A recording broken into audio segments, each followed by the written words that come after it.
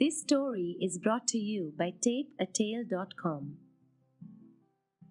तो आप सबने सुना ही होगा कि जब भी हमारे घर में कोई बहुत बड़ी खुशखबरी आती है, जैसे कि बेबीज होते हैं या दुल्हन घर आती है एटसेट्रा एटसेट्रा, तो किन्नर आते हैं बधाइयाँ लेने और बदले में ढेर सारा प्यार और आशीर्वाद देने। तो इसी तरह एक सुबह हमारे पड़ोस पे एक भैया के यहाँ पे एक प्यारी सी बेटी हुई थी, तो किन्नरों का आना तो बनता था। तो बिना देर किए वो लोग पहुंच गए ढोल नगाड़े लेके, हरी पीली नीली साड़ियाँ पहन के खूब जोर शोर मचाने। जितनी धूमधाम से वो लोग तैयारी करके आए थे, ऐसा लग रहा था जैसे कि उनके घर की कोई बहुत बड़ी खुशी पूरी हुई हो। तो जब वो लोग नाच रहे थे, गा रहे थे, तालियां बजा रहे थे, तो मैंने नोटिस किया कि उनके ताली बजाने का तरीका हमारे ताली बजाने के तरीके से थोड़ा सा अलग है। तो अब बच्चों के मन में ना बहुत सवाल होते हैं, जिनके बच्चे हैं यहाँ पे उनको अच्छे से पता होगा। तो मेरे मन में भी बहुत सारे सवाल आए थे, तो मैंने बराबर में खड़ी हुई आंटी से पूछ लिया कि ये तालियां गलत तरीके से क्यों बजा रहे हैं, जैसे हम ताली बजाते हैं ये वैसे तो नहीं बजा रहे हैं। तो आंटी ने मुझे कुछ तो लॉजिक दिया, पर वो मिनी पढ़निका को कहाँ ही समझ आने वाला था। तो मेरी गुमी हुई शक्ल देख के वो समझ गई कि इसको नहीं आ रहा कुछ समझ, इसको शॉर्टकट देना पड़ेगा। तो आंटी ने बोला तुम ऐसे समझ लो कि ये खुशियों की ताली है, और जब भी कोई बहुत खुश होते हैं ये लोग तो ऐसे ही ताली बजाते हैं। अब यहाँ उन्होंने थोड़ी सी गड़बड़ कर दी थी। मेरे लिए ये लोग और वो लोग ना सब लोग में आ जाते हैं, और एक छोटे बच्चे का दिमाग कितना ही समझ सकता होगा।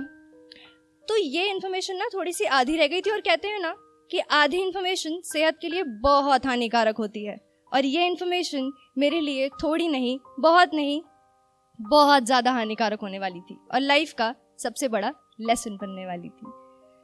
तो शुरू हुआ वहां से, जब अगले दिन मेरे स्कूल में मेरी बेस्ट फ्रेंड का बर्थडे था, और क्लास में हैप्पी बर्थडे गाते गाते मैंने वही खुशियों की ताली सबके सामने बजा दी, और 2 मिनट में पूरी क्लास हैप्पी बर्थडे भूलकर टीचर सहित मेरी तरफ देखने लग गई। थोड़ा नहीं, मतलब बहुत ज्यादा वियर्ड हो गया था, बहुत ही ज्यादा। पर मैं हमेशा से कॉन्फिडेंट हूँ, मैं बहुत कॉन्फिडेंट हूँ, अपन नहीं डरते किसी से। तो अपन भी समझ गई कि इन लोगों को नहीं पता है, जैसे मुझे नहीं पता था कि ये तालियां कैसी होती है। तो इससे पहले कोई मुझसे सवाल पूछे, वो पूरी ओवर स्मार्टनेस दिखाकर मैंने बोल दिया ये ना खुशियों की ताली होती है, जब कोई बहुत ज्यादा खुश होता है तो ऐसे ही ताली बजाता है। और मेरी बेस्ट फ्रेंड का बर्थडे है, मैं सबसे ज्यादा खुश हूँ, मैं ऐसे ही ताली बजाऊंगी।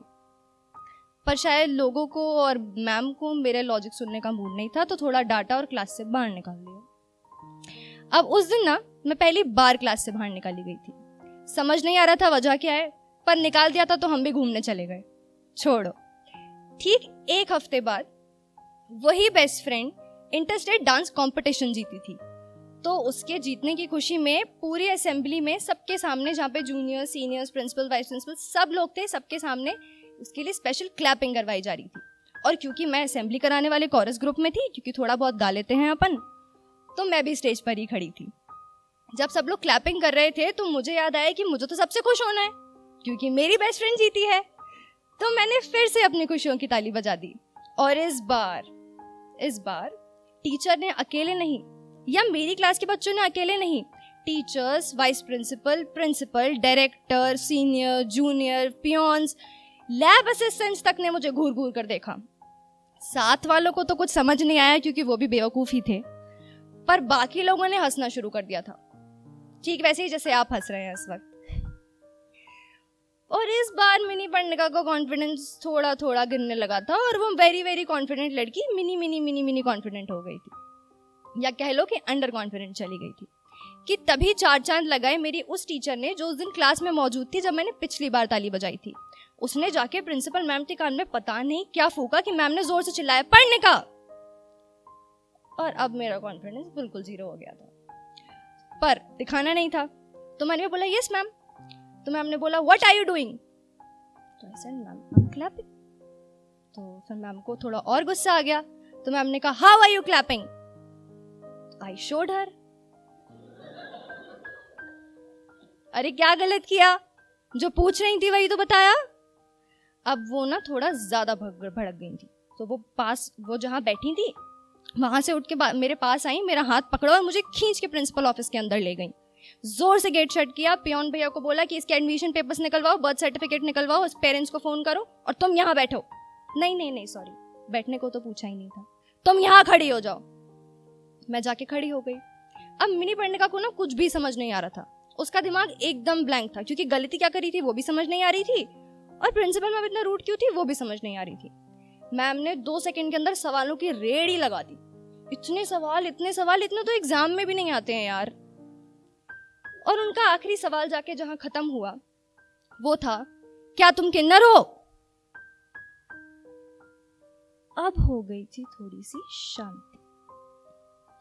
देखो, वैसे तो इस सवाल का सीधा सीधा जवाब कुछ और बनता था, पर क्योंकि वो कर चुकी थी अब मिनी पर्णिका की ईगो हर्ट, और कुछ भी करने का ईगो हर्ट नहीं करने का, तो इसलिए सीधा जवाब तो उनको अब मैं नहीं ही देने वाली थी। तो उनको इस सवाल का जवाब मिला कि हाँ, मैं किन्नर हूं।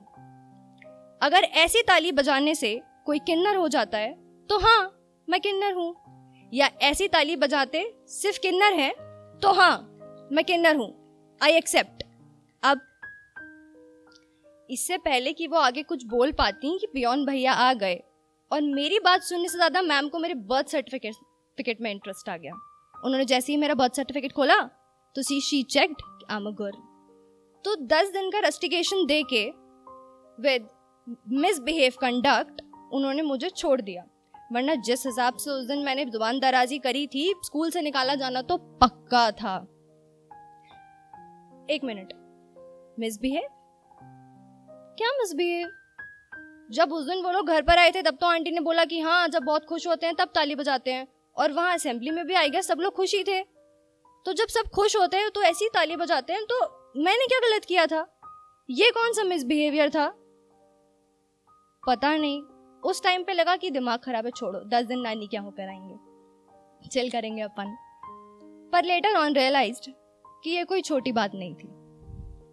खैर, कोई बात नहीं, पेरेंट्स तो आ ही गए थे, पेरेंट्स को सब बता भी दिया गया था, पर शायद स्कूल वाले जो चाहते थे वो नहीं हो पाया था।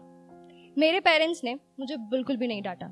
To be very honest, my parents have been the best parents ever. They always told me what to do and what not to do. They always told me what is right, what is wrong, but every time they let me do whatever I want to do.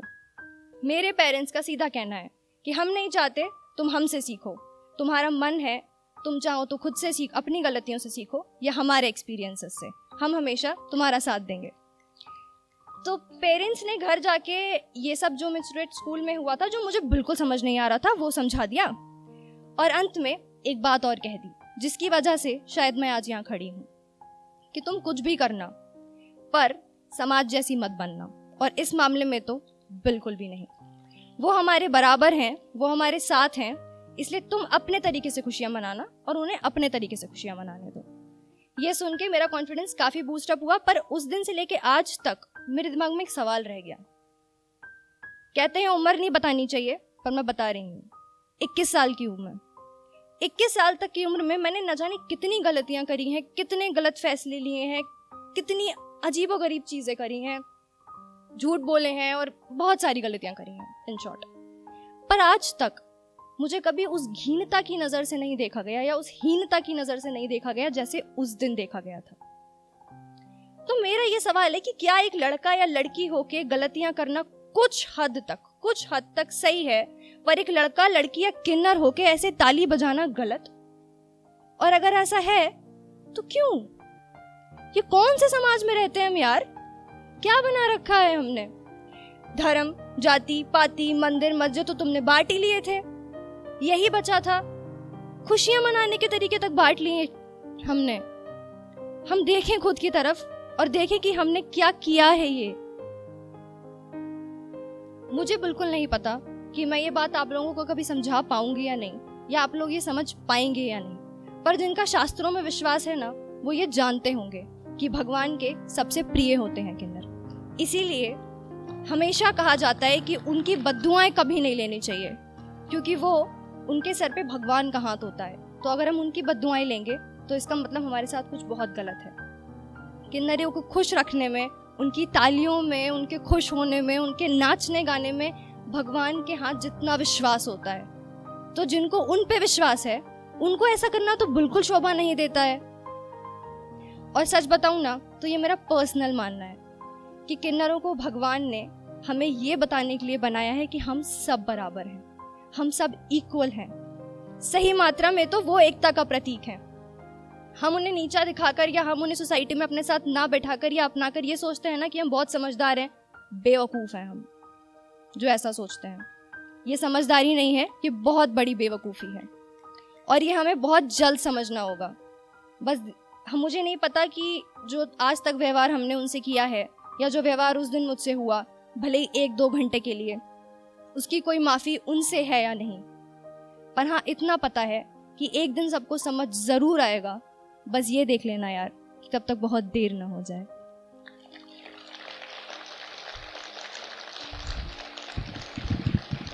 दिल में एक बदलाव की उम्मीद लेके मिल रही हूँ आपसे आज और मिलती हूँ कल और परसों। थैंक यू सो मच पढ़ने का विश्नोई।